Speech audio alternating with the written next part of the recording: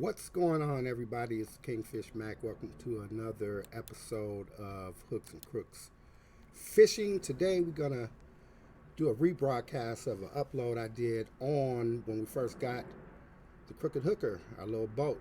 It's officially the AQUOS PF380 Inflatable Pontoon boat. Here you see me and Fisher Girl JJ, my granddaughter. We just took delivery of the Krooked Hooker, and we are doing the unboxing right here. Everything comes in a couple of boxes. You see right here, I came back out to the lake to actually put the boat together. See, the entire boat fits in the back of a truck, SUV, trunk of a car. Everything's pretty compact. Everything comes in a little bag. You can actually put the deck plates. 4 deck plates come with the boat. You can actually fit them in the bag. Everything's carry on. I rarely put the decks in the bag because I have my seat permanently attached to the second deck, you'll see. But as you can see, when I'm pulling the boat out of the car, right there, that's the whole boat right there. And I think you can see in the back of the truck the decks with the chair. The boat comes with 2 inflatable pontoons. You see, I had to go over to borrow some electric from the bathroom over at our boat launch. I was filling up the pontoons with just a regular, inflator, mattress inflator, air mattress inflator, kind of plugs up, kind of goes into the dashboard of the car, kind of runs a battery because it doesn't take very much pressure whatsoever to fill the pontoons up. These pontoons are a little bit different than the ordinary inflatable pontoons that you would find on some of the other one-man pontoon boats.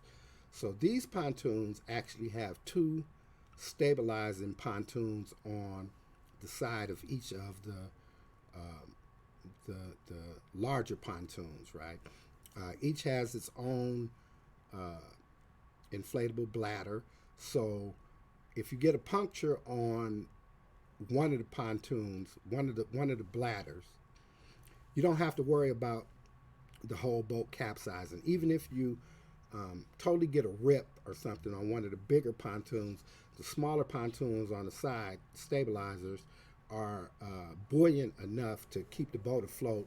Probably get a little bit of tip, but you definitely will be able to make it back to shore. So you start off, you do most of the heavy pumping with the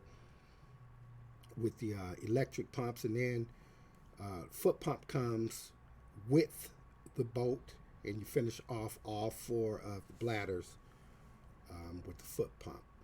See, in the middle of the boat, I have put 2 stabilizing bars. This is what connects the 2 pontoons, the 2 major pontoons together. They go in, they have little safety clips. Pretty much impossible to separate them from the pontoons parts of the boat.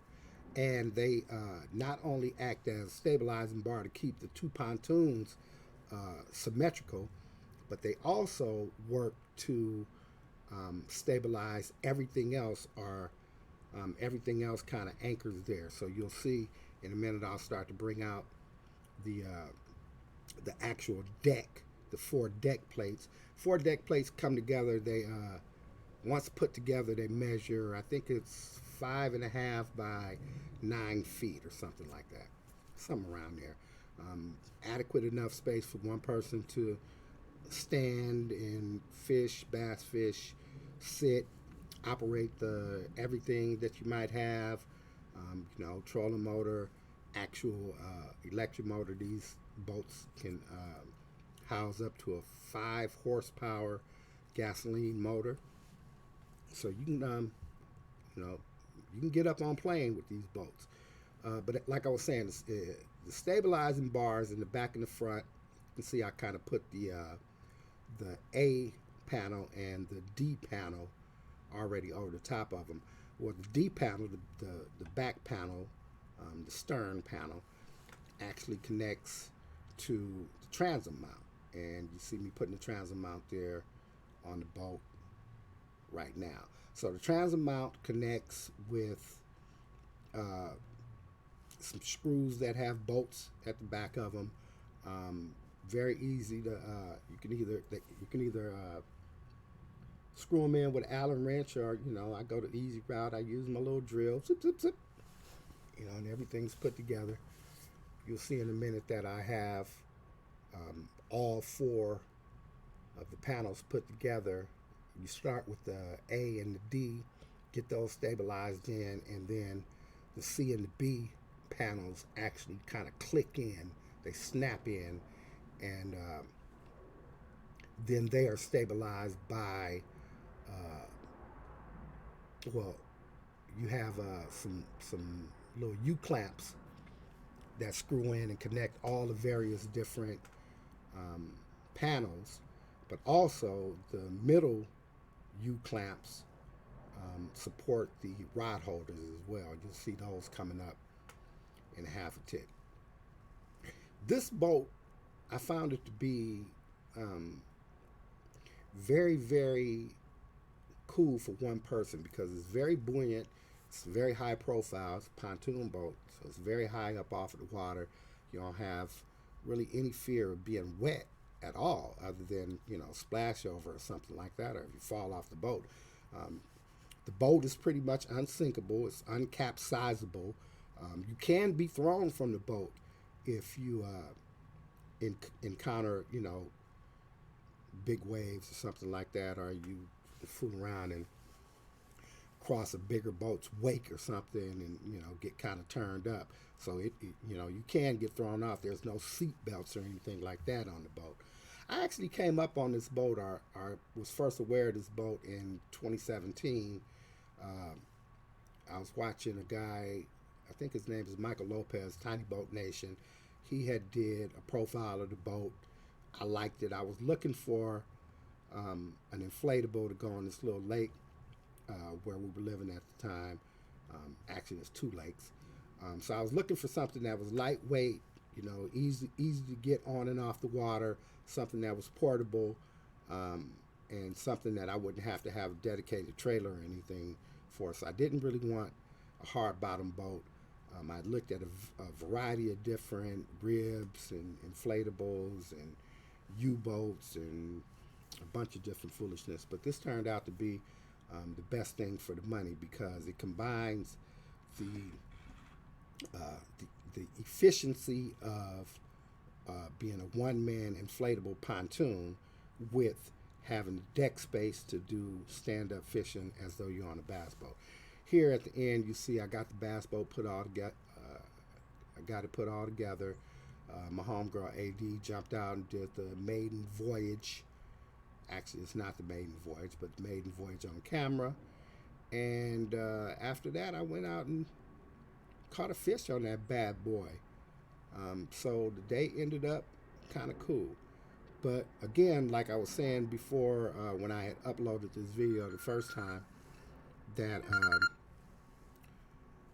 for the money that it cost, I think it ran about $1,700 or something like that. I'm not associated with the AQUOS people. I don't have any endorsements or nothing like that. But for people who kind of watch my other channel, or people who are fishing enthusiasts and want to kind of get out on the water and don't want to spend thousands and thousands of dollars on a bass boat, or being something as unpredictable as a small John boat or something like that, I think this is cool for the money. So there we have it. The unboxing, unpacking, and maiden voyage first fish catch of what we now call the Krooked Hooker. So you guys know what it is. Like, share, subscribe, leave a comment. Let me know how you guys feel about the boat. Let me know if this is something that you guys would be interested in, or if you guys are out there on other inflatable boats. drop a comment or shoot me a link. You guys know the motto. Stop fishing. Stop wishing and keep fishing. Peace out. Kingfish.